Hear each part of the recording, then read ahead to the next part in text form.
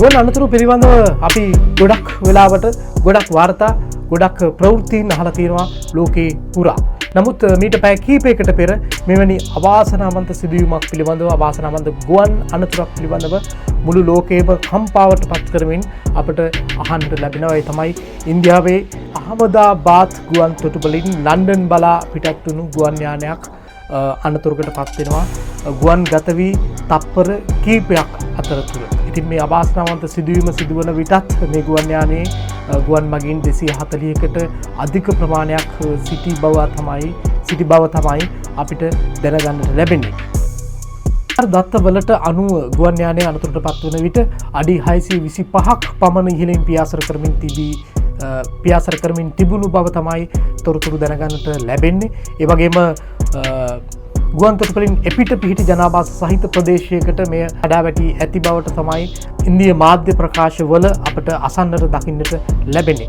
අනතුරට පත් වූ ගුවන් යානය බ්‍රිතාන්‍ය වෙලාවෙන් අද පස්වරු 6:25ට එරටට ළඟාවීමට තමයි කාලය වෙන් වී තිබුණේ. නමුත් මේ අවාසනාවන්ත සිදුවීම නිසා ජීවිත බොහොමයක් අහිමි වී තිබෙන බව තමයි වාර්තා වන්නේ. නමුත් හරියටම ඒ ජීවිත ගණන පිළිබඳව ඉන්දිය වාර්තා මේ වන විටත් තොරතුරු ලබා දී නැහැ.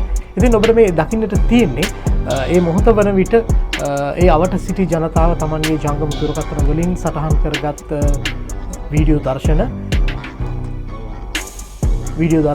සහ මේ වන විට ගලවා ගැනීම් හමුදාව සහ එම අංශයන් මේ මොහොතේ ඒ ගලවා ගැනීම් කටයුතු කරන රූපරාමු තමයි ඔබ මේ දකිමින් සිටින්නේ. මේ සියලු රූපරාමු ජංගම දුරකථන වලින් ලබාගත් රූපරාමු බවත් විශේෂයෙන්ම ඔබට සඳහන් කරන්නට ඕනේ.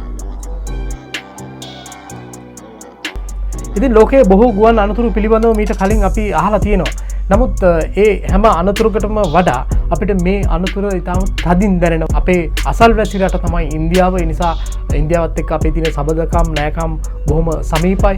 ඒත් එක්කම ගමන්ගත් මගින් ප්‍රමාණය ඉතාම විශාල ප්‍රමාණයක්. ඉතින් මේ හැම කෙනෙක්ටම තියෙන ජීවිත ඒ වගේම ඉතින් ඒ පිළිබඳව අපේ රට වගේම ලෝකයේ සෙසු රටවලුත් මේ වෙලාව ඉතාම කම්පාවට පත්වන ඛේදනීය අවස්ථාවක් විදිහට තමයි අපිට මේ ගුවන් අනතුරු හඳුන්වන්නට පුළුවන්කම තිබෙන්නේ. විවිධ රටවලින් මේ වන විටත් උන්ට ශෝකයේ පළ කර ශෝක පණිවිඩ ලබා දෙනවා මේ සිදු ගුවන් අනතුරු පිළිබඳව. ඉතින් නිශ්චිතවම මේ අනතුර සිද්ධ වෙන්නට හේතුව මොකක්ද කියන කාරණා පිළිබඳව තාමත් තොරතුරු අනාවරණය වෙලා නැහැ. යම්කිසි ගුවන් යානයේ තිබුණු යම්කිසි කාර්මික දෝෂයක් එහෙමත් නැත්නම් වෙනත් දෝෂයකින් මේ ගුවන් අනතුර සිදු වුණාද කියන එක පිළිබඳව තාමත් පරීක්ෂණ කටයුතු සිදු වෙමින් පවතිනවා. ඉතින් හරියටම අපිට කියන්නට බෑ ඇයි මේ ගුවන් අනතුර මේ විදිහට අවාසනාවන්ත විදිහට මේ මොහොතේ සිද්ධ වෙලා තියෙන්නේ කියලා.